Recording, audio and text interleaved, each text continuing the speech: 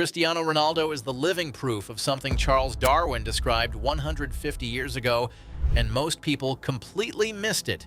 Now hear me out before you click away, because this isn't the comparison you're expecting. It's the 2017 Champions League quarter-final, second leg. Real Madrid versus Bayern Munich at the Bernabeu. Madrid had won the first leg, but Bayern came to Spain and dragged the tie back into chaos. Lewandowski scored from the penalty spot.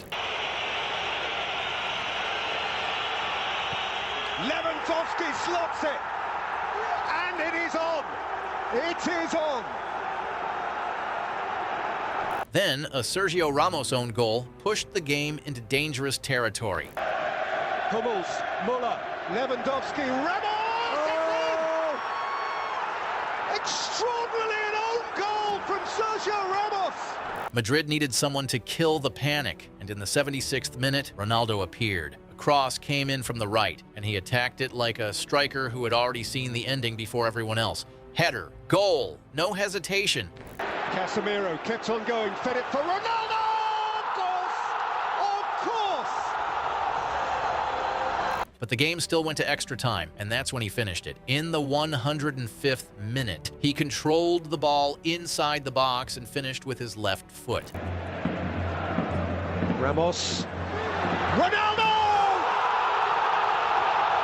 4 minutes later, Marcelo tore through Bayern's exhausted defense, squared it to Ronaldo, and Ronaldo completed the hat trick. Marcelo all the way. That's terrific. That's Ronaldo. That's the tie. That's a perfect hat trick. A Champions League knockout hat trick against Bayern Munich at 32 years old. And even with the controversy around the extra time goals, the larger truth was impossible to ignore. When the tie became chaos, Ronaldo was still the player standing at the end of it. That right there is what most people miss about Cristiano Ronaldo.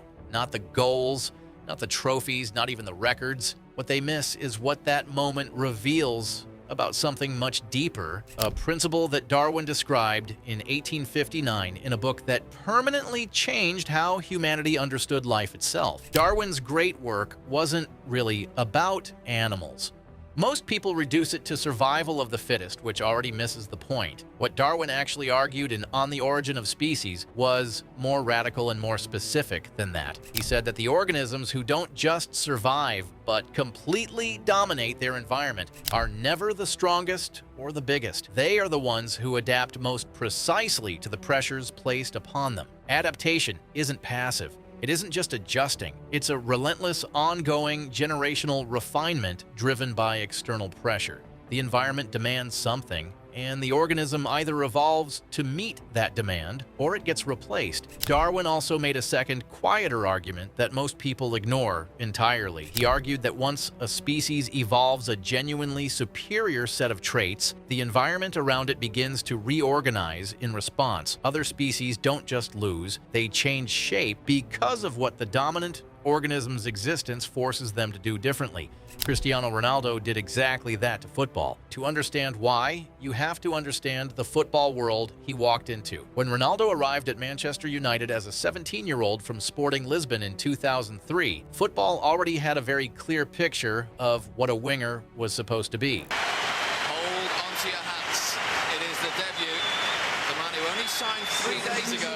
Wingers were entertainers. They were flair players. They beat people with skill, they put crosses in, and they were almost never the most decisive player on the pitch in the biggest moments. The truly decisive players, the ones you built teams around, were usually strikers or central midfielders. Wingers were the seasoning, not the main ingredient. Football also had a settled understanding of what physicality meant in the sport. You could be quick or you could be strong. You could be technical or you could be athletic. But the idea that a single player could be elite in all of those dimensions simultaneously, that was considered a fantasy. Football had spent decades watching players reach a ceiling, some physical limit that the sport quietly accepted as the natural boundary of human performance. Ronaldo was about to make those assumptions look embarrassing. But this is where it gets interesting, and this is where the Darwin comparison starts to become genuinely important. Because Darwin wasn't just describing animals that were already built a certain way, he was describing organisms that got better because the environment kept testing them. The pressure was the mechanism, the resistance was the engine. Ronaldo didn't walk into football already complete. What made him different was what he did with every obstacle the sport placed in front of him. When defenders started doubling up on him, he became more precise with his decision-making. When opponents studied his stepovers and learned to ignore them, he developed a shot so ferocious that defenders couldn't allow him any space at all, which opened the dribbles back up. When his body started losing the raw speed that defined his younger years, he rebuilt himself into a different kind of weapon entirely, one that operated on positioning, timing, and aerial dominance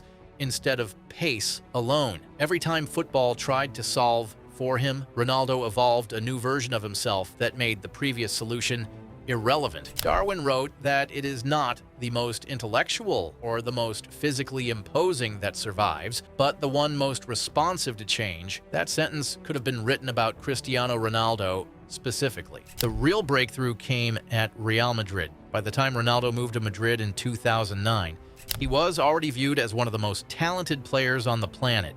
But talent wasn't actually what was about to reshape European football.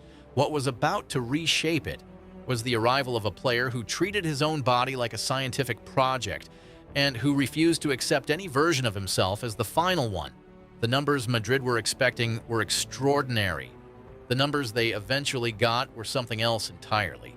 Ronaldo averaged over 50 goals per season across his time at the club, a rate of scoring that no one had produced consistently over that kind of sustained period.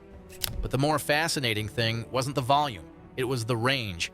He scored with his left foot, his right foot, his head, from distance, from close range, from free kicks, in knockout games, in finals, in the final minutes of matches when the pressure was at its absolute maximum. No specific adaptation made him dangerous. Every adaptation made him dangerous. This is what Darwin was actually describing with his most important concept: adaptive radiation. When one organism develops such a broad set of refined traits that it can exploit multiple ecological niches simultaneously, it doesn't just succeed in one environment, it dominates across all of them. Ronaldo had become adaptive radiation in human form. There was no single tactical solution to him because he didn't have a single tactical identity to suppress. Defenders who sat deep gave him space to shoot from range. Defenders who pressed high gave him space to run in behind. Defenders who doubled up on him left teammates free. Defenders who left him on his weaker side discovered that his weaker side had quietly become dangerous anyway. The environment kept trying to present him with a problem he couldn't solve. He kept solving it. And then he went back in the gym and solved the next version of the problem before it even arrived.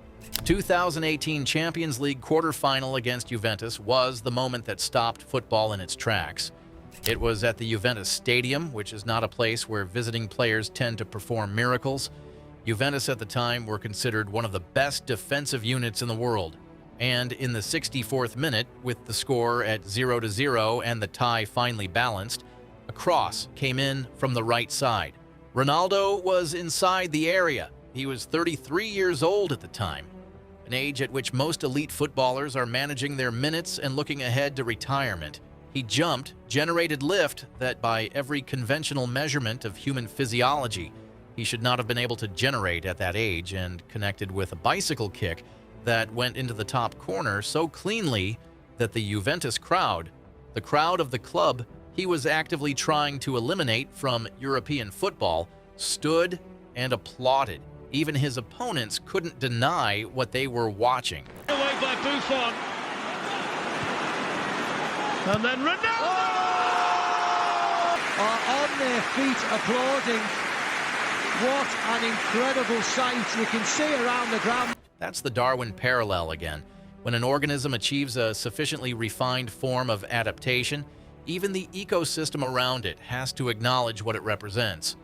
Darwin argued that the environment doesn't stay neutral. It reacts, it reorganizes, it changes its own shape in response to what the dominant organism reveals. Football reorganized itself around what Ronaldo revealed. Before Ronaldo, the idea that a winger could be the most reliable scorer in the world was considered structurally impossible. The position didn't create enough finishing opportunities. The position kept players too wide, too far from goal. Coaches built their systems around having a dedicated striker as the central focal point of the attack, because that's where goals were supposed to come from. Then, Ronaldo kept producing 40, 50, 60 goals a season from wide positions, from arriving late into the box, and the entire premise collapsed. After Ronaldo, the profile of what attacking football could look like permanently changed. Clubs started developing wide forwards who were primarily evaluated on goals rather than assists. The concept of the goal-scoring winger, a player who would get into the box like a striker while maintaining the width of a traditional wide player, went from being a rare novelty to being one of the most coveted profiles in the game. You can see the ripple effects across a generation of attackers who were developed in the years after Ronaldo established what was possible. But there's something even more uncomfortable about what Ronaldo exposed, and this is where football still hasn't fully made peace with it. Football had always told a very comfortable story about the limits of the human body. By your early 30s, pace goes, explosive movement goes, the elite physical performances that defined you at 24 or 25 start to give way to slower, more managed versions of what you once were. This is not a criticism, it's just biology, and football had built entire conversations around it. Peak years, declined curves, the natural arc of an athletic career. Ronaldo made those conversations look like a failure of imagination. At 35, he was still scoring over 30 goals a season. At 36, he returned to Manchester United and finished as their top scorer. He kept forcing the sport to update its understanding of what age meant, what decline looked like, what the limits of physical preparation actually were. Darwin called it adaptation through selective pressure. What Ronaldo was doing was applying that pressure to himself, deliberately year after year, refusing to let any version of his body become the permanent one. Football didn't have the framework to explain it, so for years, huge portions of the sports conversation around Ronaldo followed a very familiar pattern. People said the numbers were inflated by weak leagues. They said his teams did all the work. They said he only scored tap-ins and penalties. They moved the goalposts every single time the previous goalpost became impossible to defend, because the alternative, accepting what Ronaldo actually represented, meant admitting that football's understanding of human athletic limits had been built on assumptions that were never as solid as anyone believed. Darwin once observed that false facts are extremely injurious to the progress of science because they often endure long after they've been proven wrong. Football's false facts about the limits of athletic development endured for years, propped up by people who found them more comfortable than the observable reality standing in front of them. The most important part of Ronaldo's story is what it permanently changed. Athleticism in football is no longer viewed as a natural given that you're born with and slowly lose. It's now understood as something trainable, refinable, worth investing in as seriously as technical skill. Sports science departments at elite clubs expanded. Recovery protocols became central strategic priorities. The idea that a 34-year-old footballer was automatically past his best became, if not extinct, then at least newly questionable. Ronaldo's existence forced the question, what if decline isn't inevitable, but just what happens when you stop adapting? Darwin's argument was never that the strongest survive forever. It was that the ones who keep adapting survive longest, and adaptation isn't comfortable. It's relentless, it's pressured, and it requires a willingness to keep changing even after the world has decided you've already reached your final form. That's what Cristiano Ronaldo did to football. He didn't just win games, he didn't just break records, he rewrote the sport's understanding of what a human body could do when subjected to continuous, deliberate, unyielding improvement.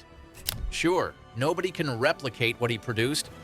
900 career goals, 5 Champions League titles, the only player to win the Ballon d'Or at 3 different clubs, scoring into his late 30s at an elite level, but people now at least know it's possible.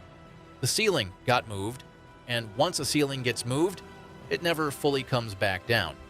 Darwin described it as the modification of species over time through the pressure of an unforgiving environment. Ronaldo was both the species and the pressure. He adapted the game, and then he adapted himself to keep adapting it.